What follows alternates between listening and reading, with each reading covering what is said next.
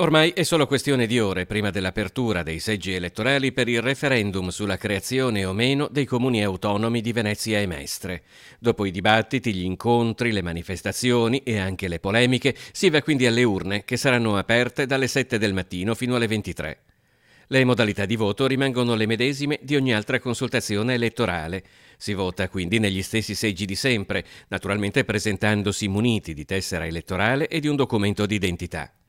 Gli aventi diritto al voto sono 206.553, 97.793 uomini e 108.760 donne, tra cui 92 ultracentenari e 1.074 giovani che andranno per la prima volta al voto. 4 festeggeranno i loro 18 anni proprio nel giorno delle votazioni.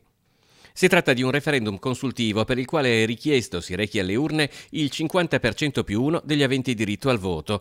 Particolare questo peraltro contestato attraverso un ricorso al TAR nel quale si sostiene l'insussistenza del quorum nei referendum consultivi. Il quesito sul futuro amministrativo di Venezia e Mestre è stato già oggetto di precedenti consultazioni nel 1979, 1989, 1994 e 2003. Lo spoglio inizierà poco dopo la chiusura dei seggi alle 23.